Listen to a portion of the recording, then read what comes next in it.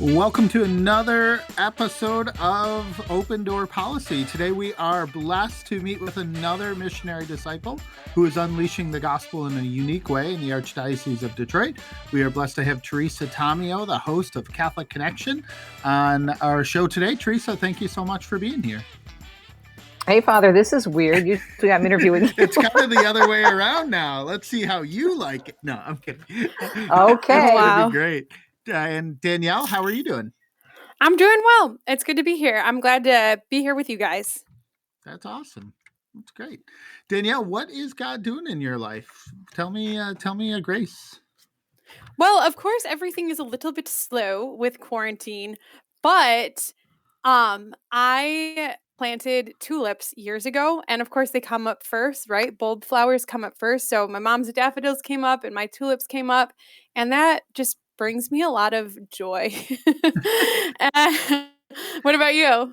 That's awesome. I am quarantined with 6 other priests here at Sacred Heart Seminary, and we have been doing a little movie night a couple of times a week. That is the cutest thing. It's not cute, okay? Yeah. We're watching real guy movies, nothing cute about it. But we watched some kind of classics that I've never seen, and one of them was Rio Bravo, an old John Wayne Western, which was just a ton of fun. You want that gun? Pick it up. That's super cool. Teresa, how are you doing? I'm doing great. Great to hear your voices. Are you quarantined in Michigan or are you somewhere else? Oh, yeah. No. I live in southeastern Michigan, east side member of the wonderful St. Joan of Arc parish. And it's been funny because my husband, Deacon Dom, is one of the 2 deacons there at the parish. And of course, Monsignor Vigneron has been doing the live stream masses. And so Dom either has the 4 p.m. on Saturday or the 8 a.m. And so I pick which mass I'm going to watch. And what's kind of neat is that, we've been married for, 36 years, going on 37 in September. And I've been on the air in Detroit since dirt. And so I'm used to being recognized. And now what I'm finding is we walk every day, go out and get fresh air and we walk. And people are recognizing him on the street. And I'm like, welcome to my world. What a sweet story. Oh, he's such a nice guy. Okay, let's jump into rapid fire questions and I'll start us out and then Father Steve will take the last few. First question, what was your first job? My very first job was in my high school gift shop, which I totally failed at and was giving stuff away because I was so bad at math. What is the most beautiful... At South Lake High School in St. Clair Shores. Perfect. What was the most beautiful church you have ever visited? Oh my goodness, that is a tough question, Danielle. Well, my favorite church in the Holy Land is the primacy of Peter on the Sea of Galilee, along with Holy Sepulchre and Galligantu.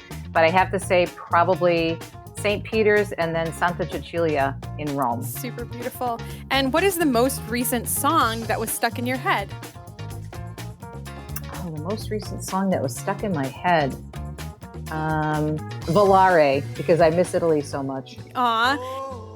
And in which fictional world would you like to live?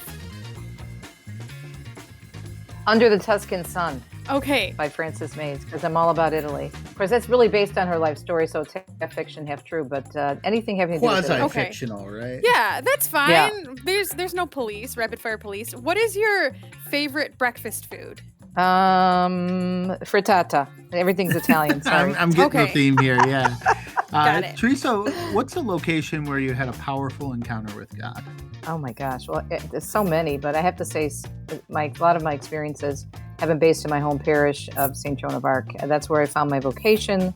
That's a parish I was raised in. And right before Christmas, again, I had another powerful moment, right after communion. So that's just a very powerful place for me.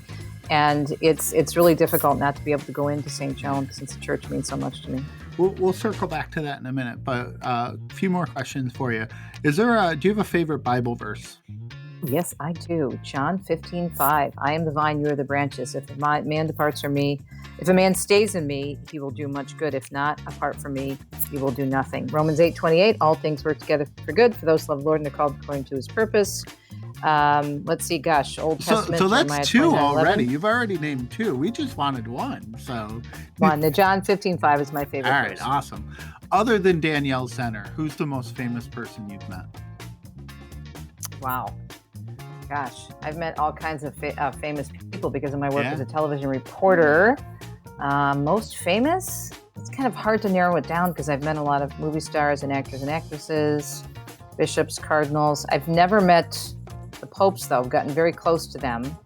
Pope John Paul II, Benedict and Francis, but never met them. But I would say probably Hollywood celebrities that I've gotten close to because of my work in the secular media. Awesome. Who is your hero? Who would you say your hero is?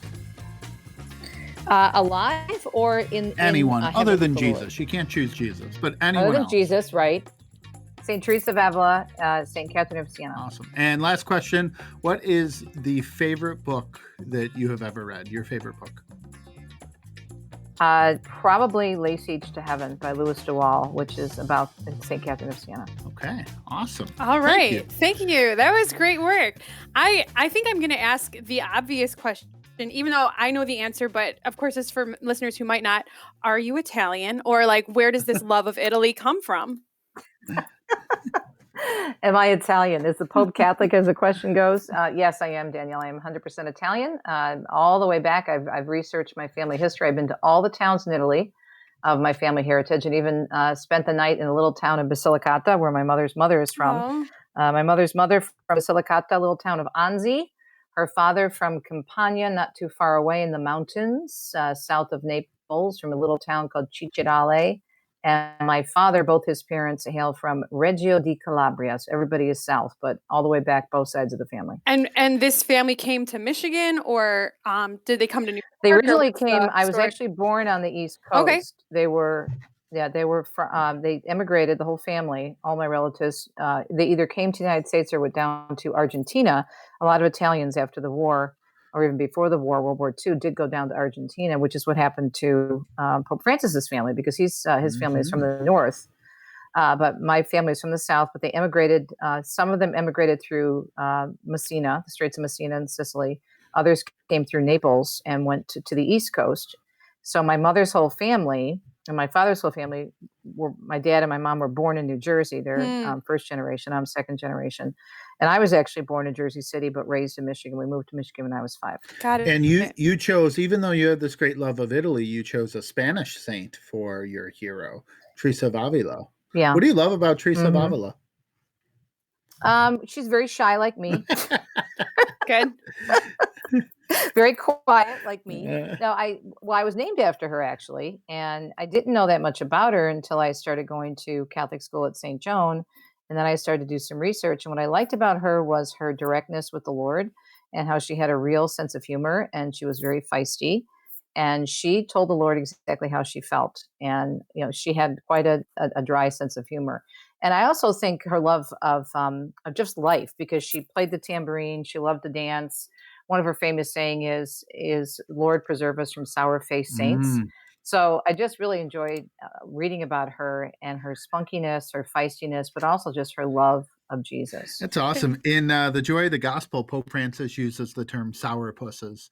And so when I was reading it, and I thought, I have to go look this up in Latin and see what this term is in Latin. Oh, gosh. And I wish I remembered it. I don't know it off the top of my head, but I did. I was reading it, and he said something very much like this. We don't need sourpuss saints, right? We don't need people who look like they're coming from a funeral all the time. And I thought, what does sourpuss translate into in Latin? So, is it stronger or is it like lighter? Yeah. Well, I can tell you what it means and how you say it in Italian. In Italian, for sourpuss, my father used to say growing up, no funga face, which is actually mushroom. Oh, golly. So the Italians would say funga, so like no frowning, right? Oh, well, there you go. Awesome. Well, Teresa, thanks for sharing these little answers so we can get to know you a little better. That was fun.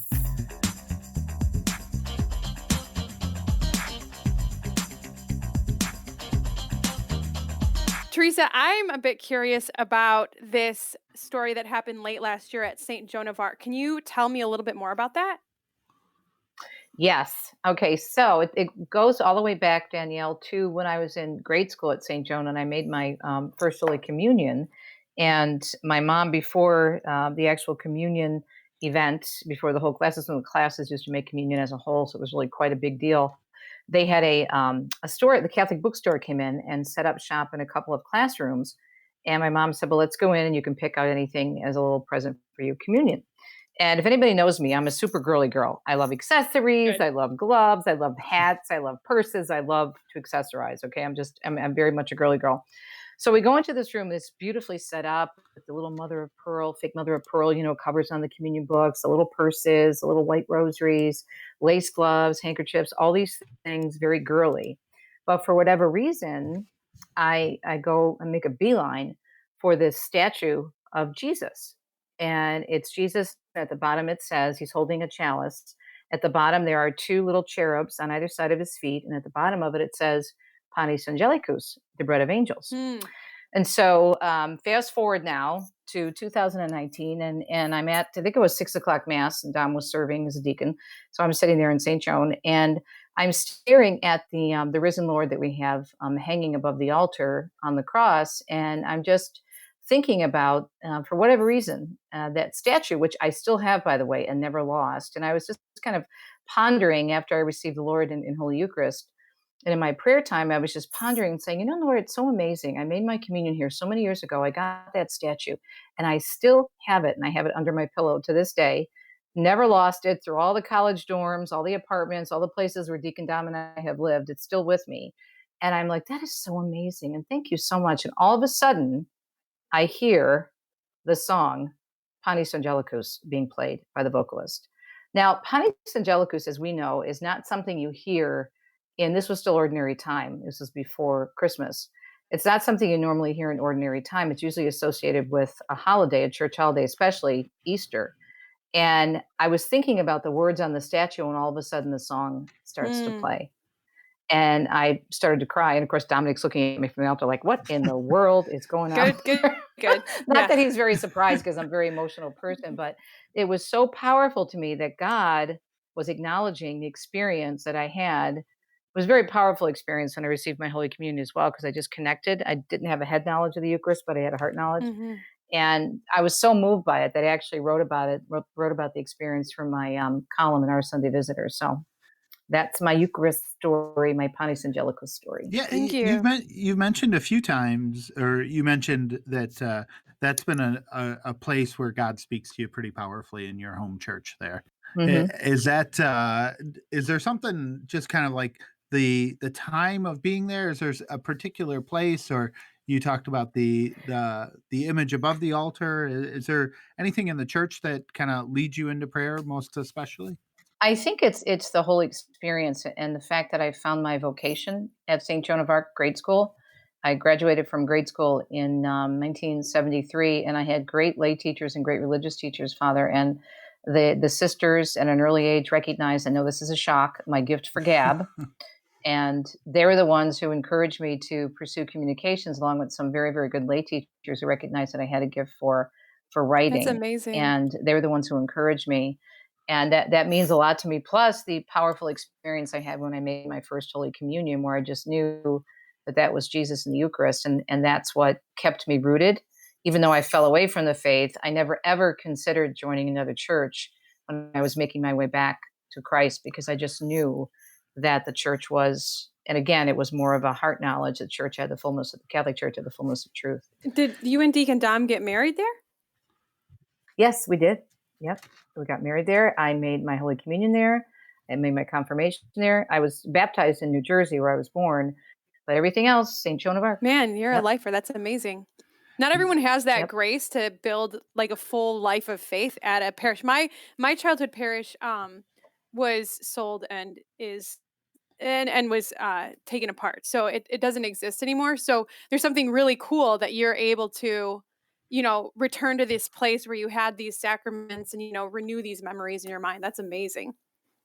Yeah, it is. And it's neat, Danielle, because when Dom was ordained back in 2012, we were assigned to St. Angela's, which is now closed, in St. Isaac Jogues, great parish. And we were there for almost 7 years. We really were hoping that we could go to St. Joan, but oftentimes, and I think this is really good, they don't necessarily send you to your home parish. Sure. I think having a different experience is very wise. And so you can meet new people, and you can just experience a different parish and what other people are going through in that particular situation, and then kind of like hone your homiletic skills and other things in terms of reaching out to the parishioners. So we had 7.5 really good years there, and Monsignor Vigneron, who happens to be my spiritual director, said, Dom, we'd love to have you and T join us if anything ever opens up. I'll let me know and we'll apply for it. And so we did have one of the deacons leave St. Joan. The opening came up and we put in. Took about a year for the process to go through, but Dom was reassigned last summer. So it's been great. Teresa, I know you've talked a lot about your conversion in other places, other times. Maybe could you share with us one or two things when you came back to your faith? One or two of the maybe the most challenging parts to overcome, whether it was career or the kind of the humility or kind of returning to the regular practice of kind of the routine of the faith, or something that was consoling. So anything that was particularly challenging or consoling as you came back to the faith? I think there's a lot of what I experienced. I think the humility factor is really big because I had to let go of a very successful secular media career where I was on the air every night, coming into people's homes on Channel 7, Channel 50, on top radio stations here in the Detroit area. My last job, after I had my reversion to the faith, profound experience when I was fired from one position and then made my way slowly back to God. When my last job was as a news director at a big station here in Detroit, and I was making a lot of money.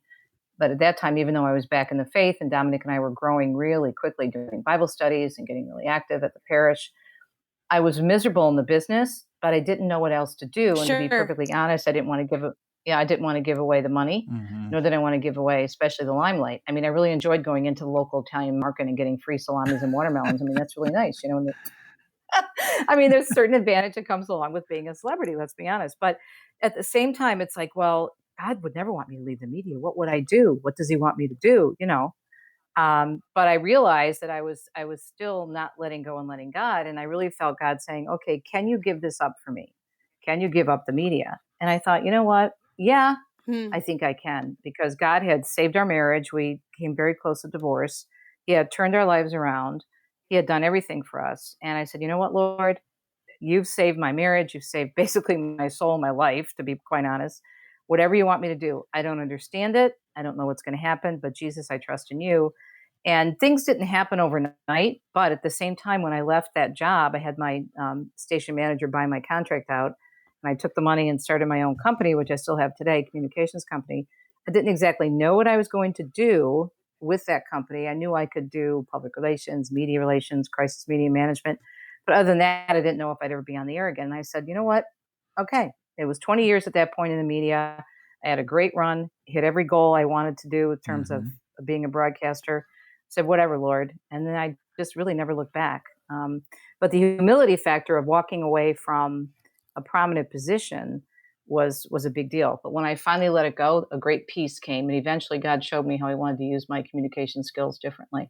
It's so beautiful. And I think there's one thing to be where you are now and look back and be like, "Oh, look, God took care of it." But it's another thing when you're in that position and wondering, "Can I really let go and will God really catch me?" And that takes so Mm-hmm. much faith and so much trust, and you don't even know a timeline, right? It's one thing for us to look back and be like, I don't know how long it was until you got the next job." But say it's, a year.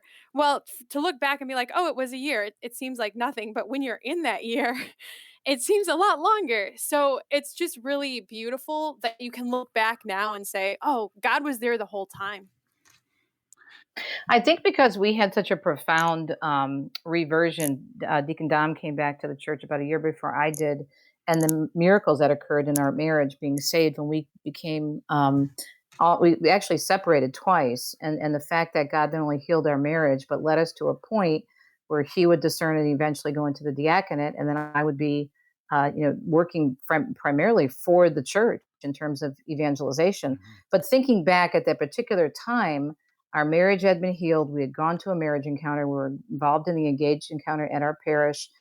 We were thriving. And I'm thinking, and I'm not willing to take a step for God and not trust him enough when he's done all this for me. So I think because we had so many profound experiences, it was like, okay, you know what? God, keeps his word, and you let go and you let God. And the beautiful thing is, God does this for you and in your life, but obviously through all of your ministry, he's doing this so that you can share this experience and share God's love with other people. So thanks for sharing your testimony with us. You're welcome.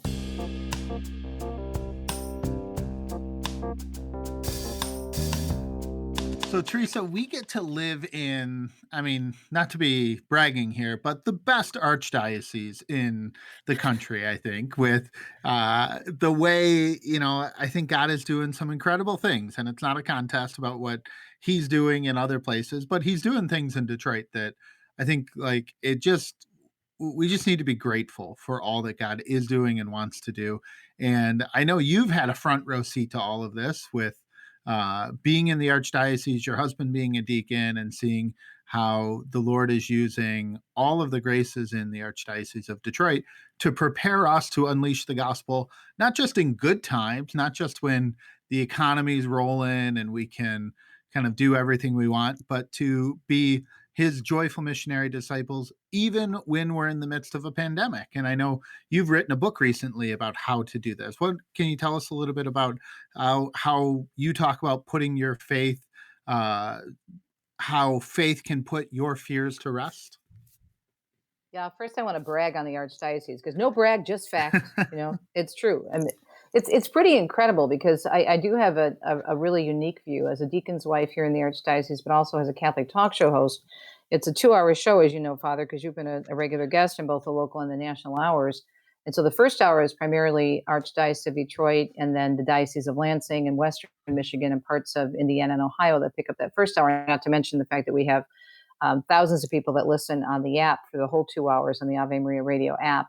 And the second hour is a national hour. But because of wanting to put an emphasis for our Michigan and Midwest listeners, invariably there's always something that's happening in the Archdiocese. And I'm so proud, because I cannot keep up with everything you guys are doing. It's like crazy. It's great.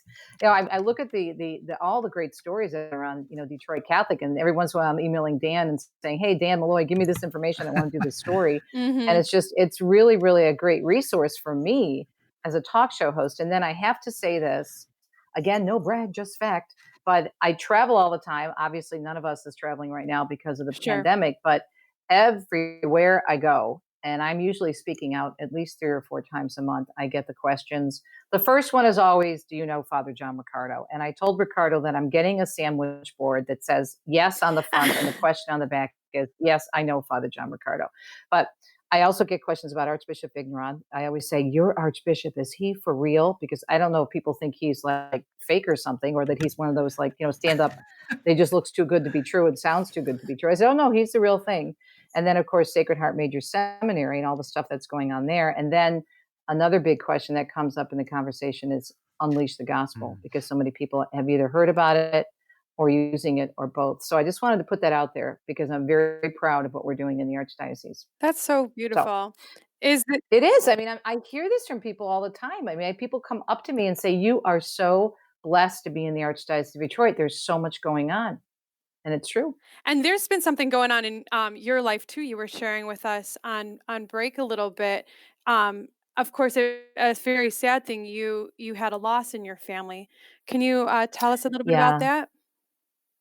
Yes, my mom, my beautiful 93-year-old mom, she would have been 94 Wow. this month on May 29th, and she passed away not from COVID, but from congestive heart failure. And we knew that she was starting to fade, and we expected it to happen. Didn't expect it to happen in March, but it was God's timing. And you think about when someone passes, and you think, well, what good could come out of losing a loved one? But if you look at it through the lenses, as Al always says, Al Cresta, lenses of Scripture and teachings of the Church, you can see God's hand over it. And I'm grateful that my mom didn't suffer. She died on the feast of Saint Joseph, of course, patron of a happy death, and she died very peacefully. Her heart was slowing down, and she just went to sleep and never woke up. Took a few days, but it was very peaceful. And the other thing I really thought about in God's timing is that my mother and I are both very, very social people, very outgoing, very affectionate. My mom, everybody loved my mom. She had this crazy, adorable Jersey 8 accent. And the older she got, the stronger the accent was. And so people knew her for saying, "Oh, how are you? How are you? So good to see you. Oh my God, you look wonderful." I mean, she just sounded like, right off the boat in Brooklyn or something, but she never lost that accent, and she was very charming. And I could not imagine her having to go through 2 months or me, 2 months of that isolation. So God's grace there.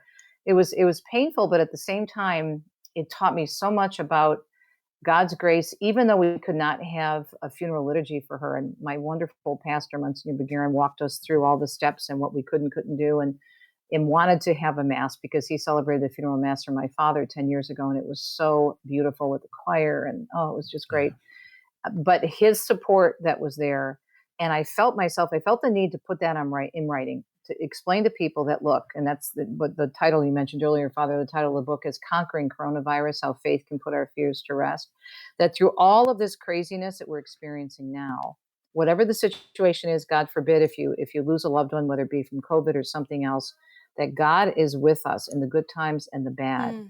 And if we say, Jesus, I trust in you, and we just, even if we're going through a stubborn moment, as I was, because at one point I was very frustrated the day we were burying my mom. It was pouring rain, and I'm thinking, how is this going to work? And I was just having all these St. Teresa of Avila moments. This is the way you treat your friends. No wonder you have so few. Mm-hmm. But God showed up right then and there when she was being buried through two of my friends. It's an experience I'm putting in the book. But I wanted to write this book to have people look at this from a bigger perspective. Everybody is thinking about pandemic. When are we going to get out of this? When is everything going to be reopened? What's going to go on? Blah, blah, blah. When are we going to get back to mass? But this is not the only crisis that we're ever going to face.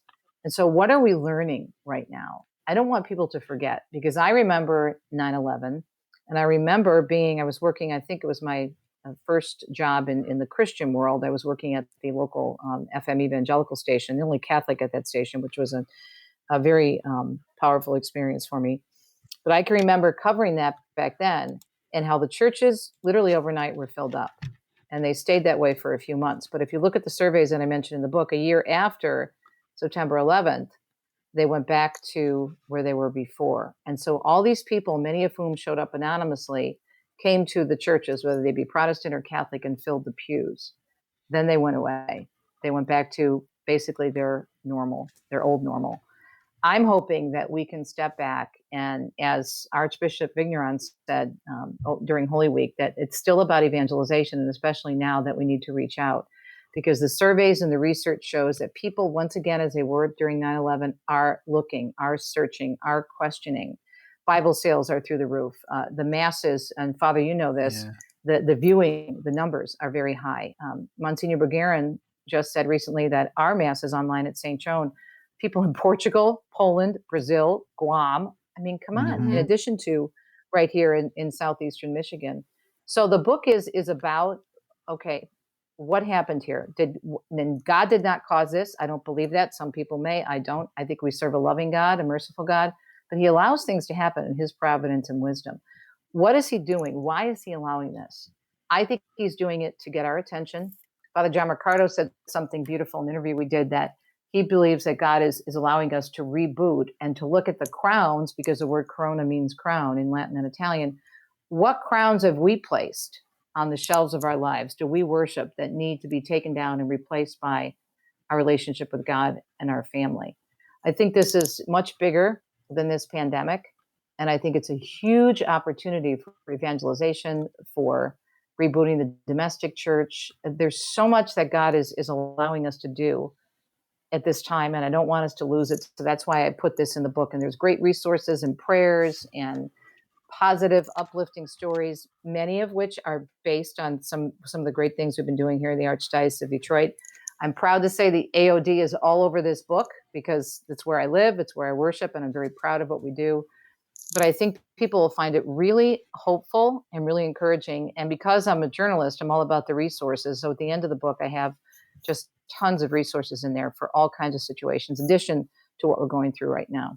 You have a chapter on creativity too, and I think that's one of the graces that's coming out of this is, there is, and Teresa, we talked about it soon after the suspension of public masses came out, that this is a real challenge for lots of people, and it's not to downplay the difficulty that it is, but I think it is an opportunity for us to think about creative ways to share the gospel and to say, how are we helping people to know Jesus, who maybe are not in the habit of coming on Sunday morning or Saturday evening?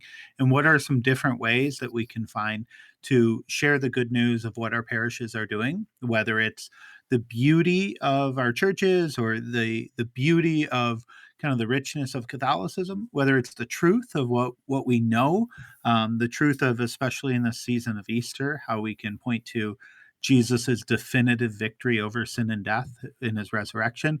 But especially, I think in these days, it's the goodness of Christians and the way we're called to be creative in the way we love each other, being creative and looking for ways to build each other up. I'm here at Sacred Heart Seminary and usually go for a walk every day through the neighborhood across the street. And it's just kind of cool to see like sidewalk chalk, kind of positive messages out there, to see people smiling and being a little bit more friendly. And I think, even though we are physically distant from each other, I feel like God wants to do something to open our hearts so that we can just be a little bit more outside of our own personal bubble and desiring to connect with other people and to bring the goodness of what it means to be a disciple of Jesus out from our churches into the world.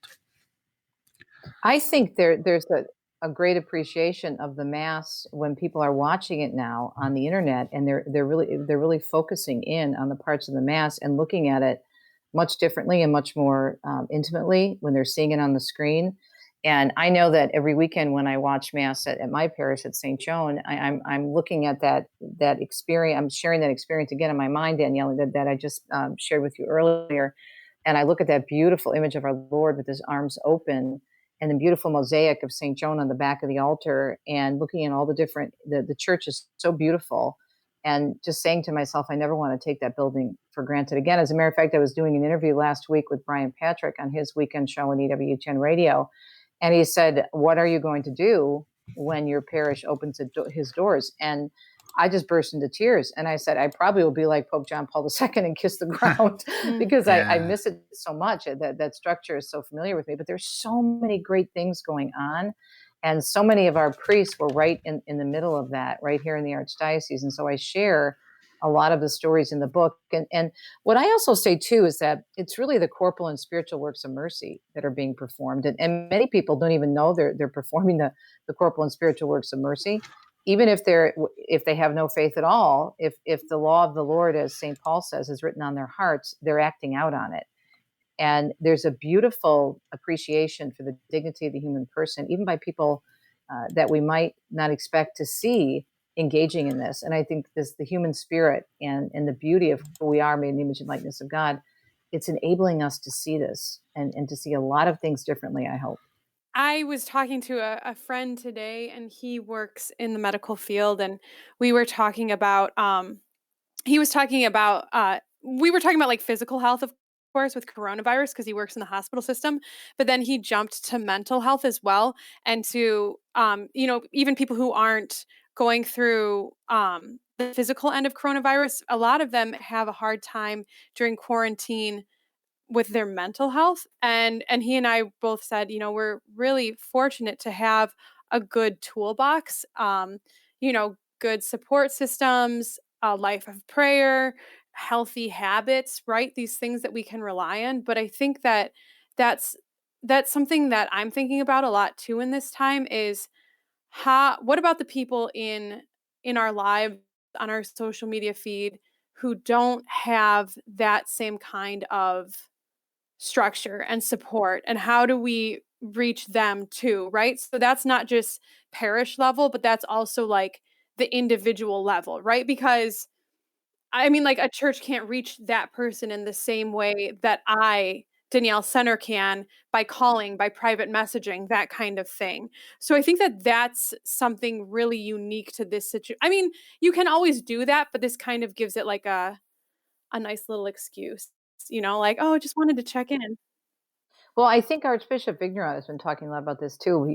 Talking about, we have to continue to evangelize, and we have to obviously evangelize ourselves and re-evangelize ourselves and our families. But I think this is a great opportunity to reach out to some of those people and maybe invite them into like all these different great Zoom meetings that are going on. I just got a call the other night from my friend Damon Owens, who's with the Joy to Be, the Theology of the Body group that he does, and they're doing an online marriage retreat that's going to be coming up at the end of the month. We've got Ken and Signe Castell that are doing couple prayer that's being sponsored by the Archdiocese. I think it's a 3-week series that they're doing, and they're coming in.